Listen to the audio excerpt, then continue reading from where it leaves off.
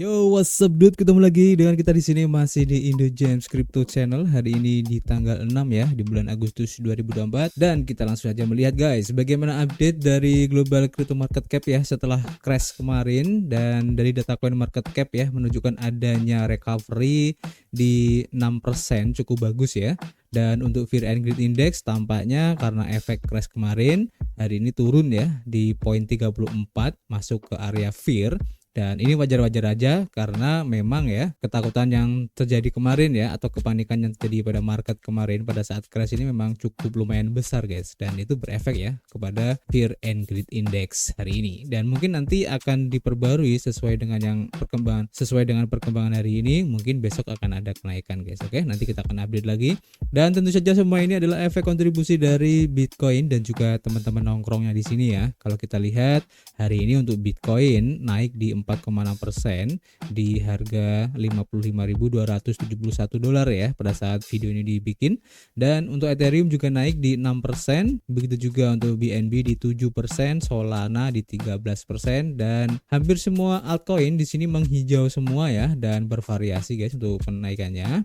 Dan ini menunjukkan memang bagus ya untuk kedepannya karena efeknya tentu saja akan berpengaruh ya, dari apa yang terjadi pada Bitcoin akan mempengaruhi pergerakan dari altcoin guys. Dan selanjutnya ya, kalau kita lihat di sini untuk pergerakan harga dari Bitcoin untuk time frame weekly ya, terlihat di sini guys, memang masih bisa dibilang belum terrecovery dengan sempurna, masih di bawah area Fibonacci retracement 0,236 ya. Dan kita akan lihat ya nanti di close candle weekly minggu ini ya, apakah bisa di atas area tersebut. Karena kalau bisa di atas area tersebut, bahkan areanya itu candlenya itu berwarna hijau, maka ini akan menjadi salah satu tanda yang positif banget ya, karena akan membentuk pola doji dengan shadow yang panjang ke bawah ya, dan itu mengindikasikan akan adanya kenaikan yang cukup tajam juga ya. Karena kalau kalian lihat di beberapa histori sebelumnya, hal itu akan terjadi guys, seperti halnya pada tanggal 29 April, kemudian ada juga di tanggal 22 Januari ya, dan beberapa histori dari siklus sebelumnya guys. Kalian bisa cek sendiri untuk lebih jelasnya. Intinya kita akan lihat nanti pola yang akan terbentuk di weekly minggu ini guys. Oke. Dan tentu saja kita sudah mengumpulkan ya beberapa informasi yang cukup menarik masih di sekitar Bitcoin tentu saja ya.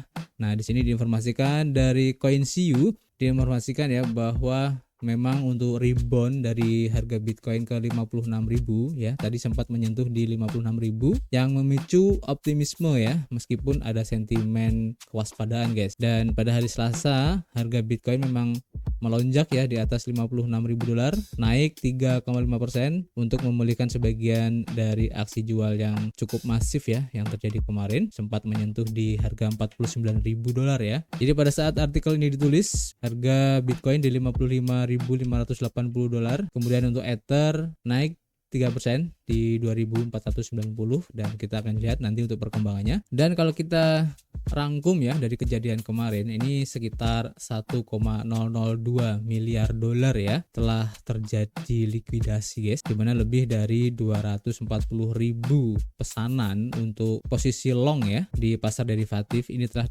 terlikuidasi sebesar 705 juta dolar.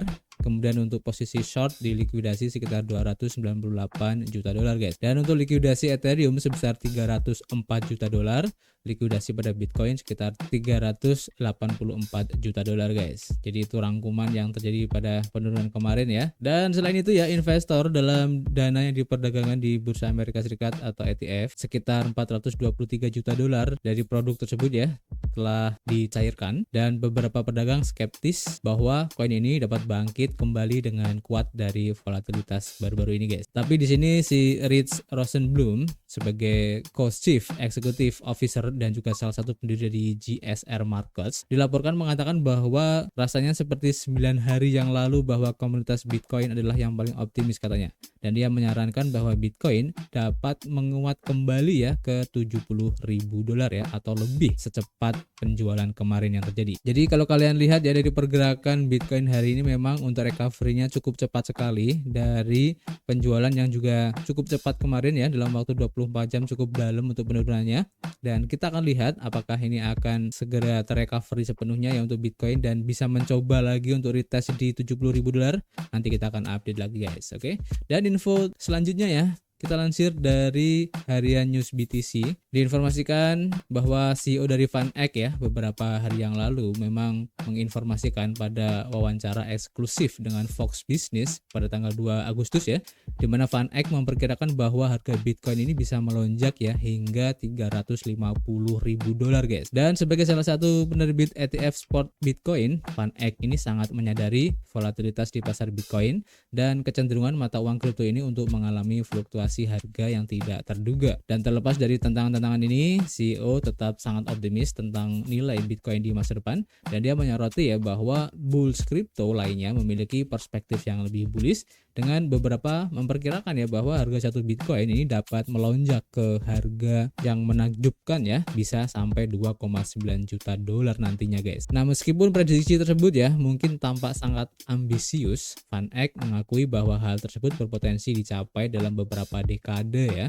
dan khususnya pada tahun sekitar 2050 nanti guys. Dan sang CEO ini berdasarkan ekspektasi bullishnya pada tingkat adopsi Bitcoin yang cepat di sektor keuangan. VanEck telah mengungkapkan bahwa Bitcoin mulai diadopsi seperti halnya emas ya, dan sang CEO ini memproyeksikan bahwa Bitcoin ini siap untuk mencapai 50% dari total kapitalisasi pasar emas, dan menurut laporan kapitalisasi pasar emas saat ini adalah di $16,6 triliun guys, sedangkan Bitcoin sudah mencapai $1,04 triliun. Jadi kita akan lihat ya apakah memang benar suatu saat nanti Bitcoin ini bisa mencapai $350 juta per Bitcoinnya. Ini cukup menarik guys untuk diikuti ya. Kemudian selanjutnya kalau kita lansir dari harian Coin Paprika, diinformasikan bahwa dukungan ini bertambah untuk cadangan Bitcoin karena sekitar 2.200 surat kepada para senator Amerika Serikat ya, ini menyerukan cadangan strategis Bitcoin, menyoroti dukungan bipartisan dan pergeseran pandangan terhadap mata uang kripto guys. Jadi dalam waktu 2 hari ya, lebih dari 2.200 surat telah dikirimkan kepada para senator yang mendesak dukungan untuk undang-undang cadangan strategis Bitcoin ini diusulkan. Dan gerakan ini sejalan dengan proposal undang-undang Bitcoin ya dari senator Cynthia Lummis yang berusaha untuk membangun berangkas Bitcoin yang aman ya, yang dikelola oleh Departemen Keuangan Amerika Serikat. Rencana tersebut menyarankan penggunaan dana Departemen Keuangan ya untuk membeli 1 juta Bitcoin yang mewakili sekitar 5% dari total pasokan Bitcoin,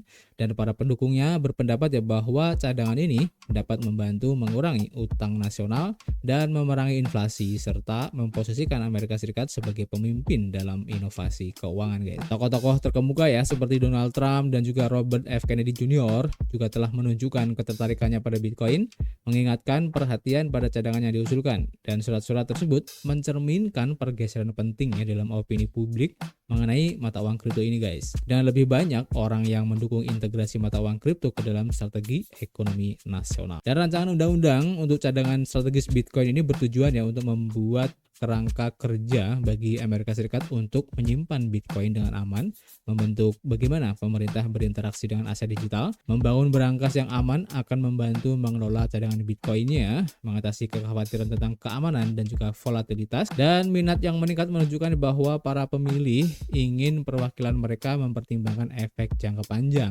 mata uang kripto terhadap perekonomian guys. Jadi semakin menarik ya, kita tunggu aja apakah memang benar nanti Bitcoin suatu saat nanti akan menjadi reserve dari Amerika Serikat ya. Dan ini cukup menarik dengan target 1 juta Bitcoin yang akan dijadikan sebagai reserve-nya.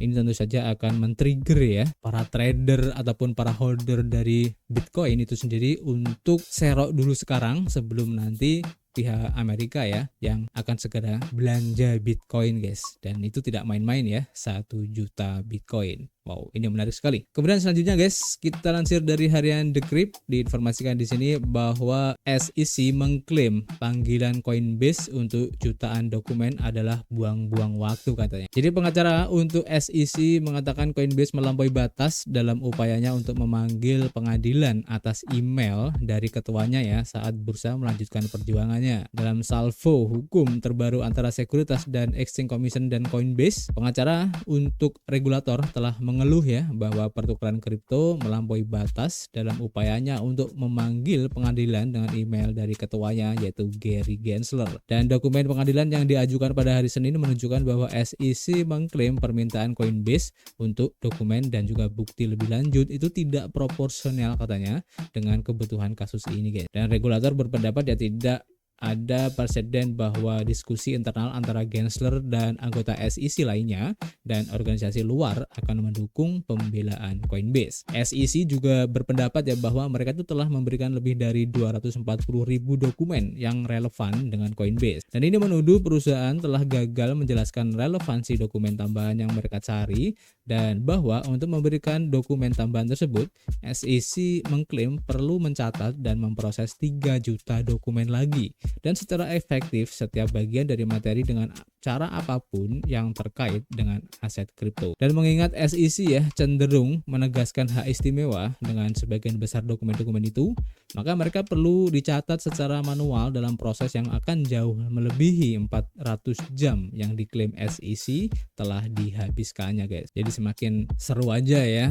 untuk perseteruan antara Coinbase dan SEC ini guys. Dan pertarungan hukum antara keduanya ya yang dimana SEC menggugat pada Juni 2023 dengan alasan bahwa Coinbase mengoperasikan bursa sekuritas, pialang, dan lembaga clearing yang tidak terdaftar. Dan ini masih belum terselesaikan untuk hukumnya ya, dimana Coinbase itu meminta buktinya ya kalau tuduhan itu benar. Tapi di sini SEC kayak cari-cari alasan aja lah ya. Dan menurut saya sih benar ya apa yang dilakukan oleh Coinbase. Mereka ingin buktinya kenapa mereka atau SEC menuduh Coinbase telah melakukan perdagangan aset kripto khususnya ya yang tidak terdaftar ya seperti yang tadi disebutkan. Dan ini semakin menarik karena kalau seandainya ini bisa dibenarkan oleh Coinbase ya, tentu saja ini bisa menjadi salah satu perwakilan dari mungkin satu atau beberapa exchange yang juga mempunyai permasalahan ya yang sama seperti halnya Coinbase ini. Jadi kita tunggu aja nanti untuk update-nya. Dan untuk informasi yang terakhir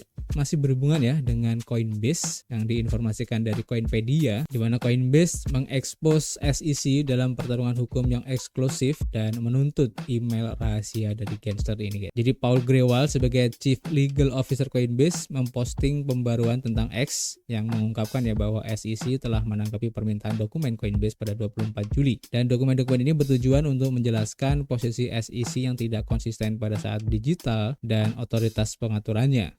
Grewal menekankan ya pentingnya transparansi SEC terutama mengingat tindakan regulasi yang tegas. Dan pengajuan pengadilan pada hari Senin adalah bab lain ya dalam perjuangan antara SEC dan juga Coinbase ya atas panggilan-panggilan yang menargetkan agensi dan juga personelnya termasuk Gensler. Dan Coinbase percaya bahwa catatan ini sangat penting untuk pembelaannya dalam persidangan yang akan datang melawan SEC. Jadi semakin menarik, kita tunggu aja nanti untuk update terbaru ya dari perseteruan antara SEC dan Coinbase ini. Dan seperti yang saya bilang, apapun hasilnya ini akan menjadi tolak ukur ya bagi exchange lain yang mempunyai masalah yang mungkin mirip ya seperti yang dialami oleh Coinbase ini, sehingga kita akan tahu guys kira-kira nanti ujungnya seperti apa. Oke, jadi untuk sementara itu dulu guys yang bisa kita sampaikan ya. Nanti kita akan lanjut untuk informasi update-nya, dan seperti biasa kita masih menunggu ya kritik dan saran kalian di kolom komentar.